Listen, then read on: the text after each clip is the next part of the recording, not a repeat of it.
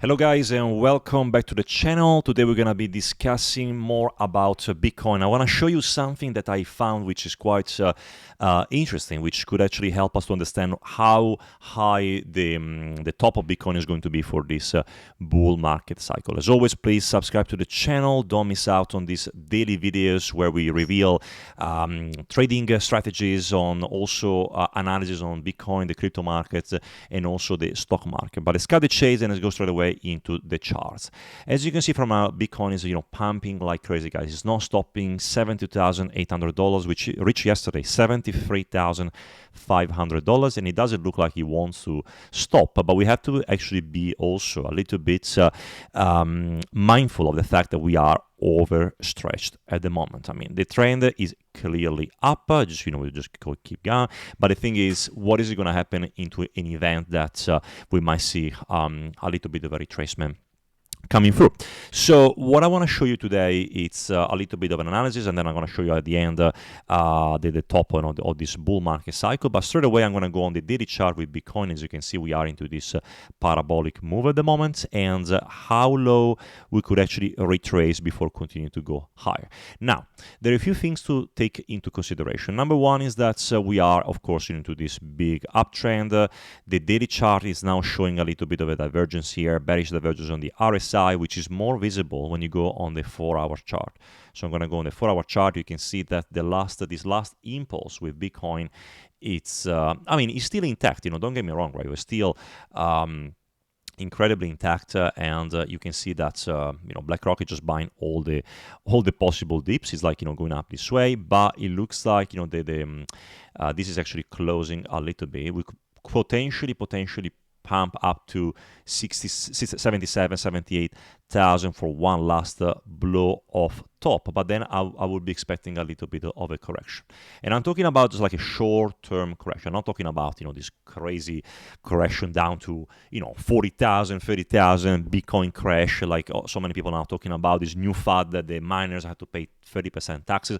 I'm not thinking about that, but I'm thinking more of a situation where we could be retouching now this level here of the bearish divergence. So I'm going to show you what I mean by that. Maybe we might see a retracement, like a final push up to here, then to complete our bearish divergence, which means that if this happens, we're going to see the price of Bitcoin go up to roughly $77,000 for one BTC. So that could be definitely happening. And then after that, well, the thing could continue. We could continue to see maybe another retracement.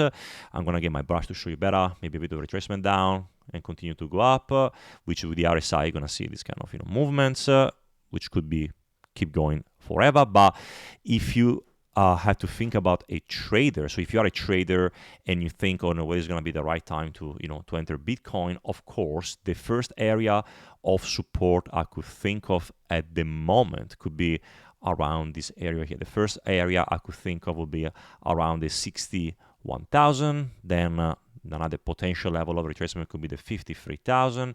So of course, at the moment we have this, euphoria in the markets. Everybody's super pumped.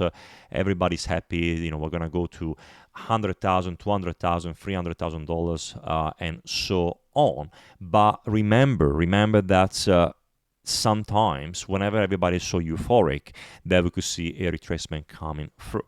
And I'm not saying again that we're gonna see this huge dump to the downside. I'm saying that's of course, a retracement could also be like quite healthy. So if I have to see how low we could actually retrace down to as my first psychological level, I would like to see this diagonal level of support as my first level. Then it's going to be my second level. I'm going to connect these two dots over here, and then is my third level. So if Bitcoin was about to, let's say, break down from here, then what I can do as well, I can go with my Fibonacci retracement. I can see how low we could go to. Then my first target, guys, could be at 60,000 as for my first one. Well, sorry, I also didn't mention about this one here as well. So 65 could be maybe the first one to go down to. Then if this one breaks, we go down maybe by the 19th, so in the next week, go down to maybe 60,000. Then we might see a bit of a pullback again. Next one could be the 0.5 Fibonacci, or the 0.618 at 52,000. So I guess, in the event of we can say like a crash or like a big correction, I can expect Bitcoin to retrace even down to $53,000. So I guess, our levels to actually take into consideration is going to be the 60,000, 56,000, 52,000.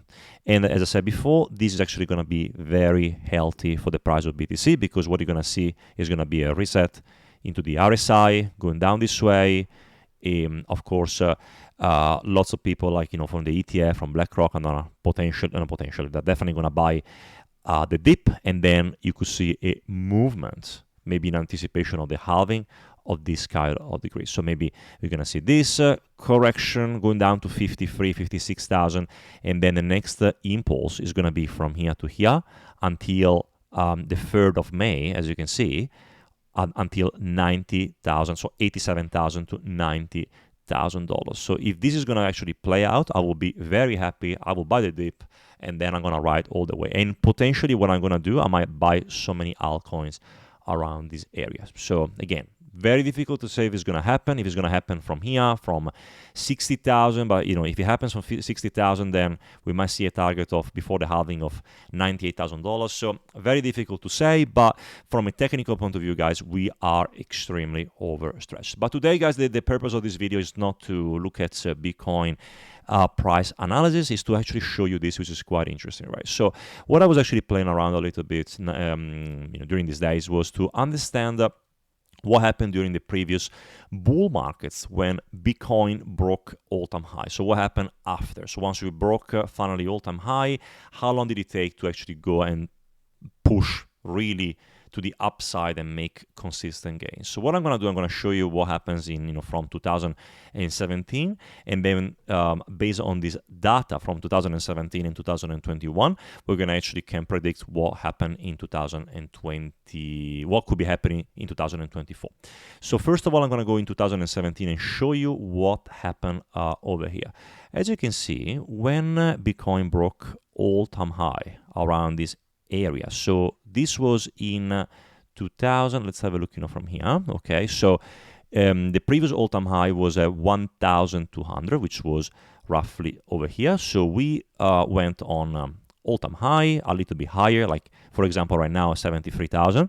So we went here to 1,300. We had a pullback to go down here, and then from the pullback we pumped roughly 195%. Then we had another pullback of 42%, and then finally we had that another 187%, another pullback at 42%, and then we pumped 460% for the last parabolic move. Now, if I'm going to calculate this one to 2017, it's quite interesting because, if I'm going to calculate 2017 to 2020, the results are very, very similar. But what you can see is that the upside is less than 2017, because there is more liquidity into the markets, but also the downside is also more limited. But it really is mimicking what happens here in 2017. So I'm going to go now in 2020 and show you what happened. So we broke from here, we broke that all-time high I was talking before by just a little bit. Here we go. So we broke, so we had 20,000 around this area. So 20,000, we had a retracement. We went slightly above from here, so 24,000, which is similar to what's happening right now. So we just went a little bit above all-time high. We had a consolidation where the price went, from 24 down again to 20, 23, and then after that we had a 80% pump. So before 2017 we had 180, 190. Now we have an 80, which is half of what we had before. But then after that, we had a 30% correction. Before we had a 40% correction, and now we're having a 30% correction. And then after that, we pumped 120%. And before was roughly 200%. So it looks like that compared to 2017, now 2020, the upside got cut in half, and the downside, the correction, went down by 10% less. And then over here we had this case about the miners. We lost 55%, and then we went up again 136%. Now, looking at all this data, One person could imply that what I want to do, I want to cut in half what I can see from here, from the movement to the upside and to the correction. So in 2017 we had 190%, now we had 80%, then we had this impulse at 200% in 2017, here's 120%, and then the correction was actually 10% less. So if I now I'm gonna calculate all of that into my next prediction for what's gonna be happening in 2024, this is gonna be the results, guys. Here we go. That's what I think is gonna be happening with Bitcoin until December 2024. So if history is going to play out the way we said before, in 2017 we had a 190% pump after breaking the highs, and then 2020 was at 80%. So I'm going to go and cut that in half, and now I'm going to say that we're going to see a pump at 40% in the next 35 days, so until the 13th or 14th of April, which was usually before the halving. We could see a 40% pump, which the price of Bitcoin could go as high as roughly $96,000, and that could actually make sense because everybody will be waiting for the to go over 100,000 after the halving, and then of course the market makers, what they're gonna do, they're gonna rug pull everybody, cause this post-halving retracement, and then of course push the price down to the previous level of support. And again, if history can really help us to understand, in 2017 we had a 40% correction, 2020 was a 30% correction, and now what I'm going to imply that we're going to have a 20% or maybe 30% correction, so my retrace to the previous all-time high or a little bit above, so at $73,000, and then we're going to have the next pump after the halving. So 35 days to reach 97,000 until the 16th of April, just before the halving. Post-halving until the 14th, 15th of May, we might see a correction down to roughly 73, 74.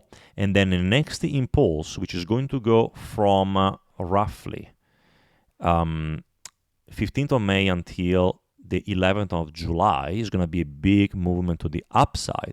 And the target in this case over here, in my opinion, is going to be a 55% looking at the previous cycles. So we had a 200% in 2017. We had a roughly 120% into 20. I'm going to say we're going to have a 55%. So from May until July, we are going to have a target short-term top of 117,000. So after that, we're going to see a correction. We said before, 40%, 30%, we might see in between 20 and 30% correction, which could be lasting from here until, let's say, August of September, maybe down to $94,000. And then from the 94,000, we could also, go down to maybe 75 to 94, let's say, around this area. And after that, until the end of the year, election year is going to be very bullish. We must see one final parabolic blow off top. And as I said before, we saw a 460% in 2017. We saw a 140%, which was a third in 2021. And then what we might see from here, I'm going to cut that into a third, which is going to give me a roughly 60%, 50-60% compared to the previous years. And then if that is going to happen from 90,000, we could be pushing up until roughly the 15th of November 2024 until $152,000 as for the end of this bull market. So all this thesis is about the fact that we're going to see a left translated cycle. The stock market, also this bull market, is going to end up way sooner than everybody thought, and that's going to be my expectation for this bull market. Guys, thank you so much for watching this video. I really hope this makes sense. And of course, if you have a question, leave a comment down below. But I guess this is a really good perspective to have a look at, looking at data, what could be happening at the moment with crypto. I would be really popping a bottle of champagne if I was right, because, it sounds very cool to utilize statistics and mathematics to understand that. But otherwise, I hope you're going to have a fantastic day. I hope, this pumped you a little bit for the future of crypto and Bitcoin. And you have a great day. I'm going to see you in the next video.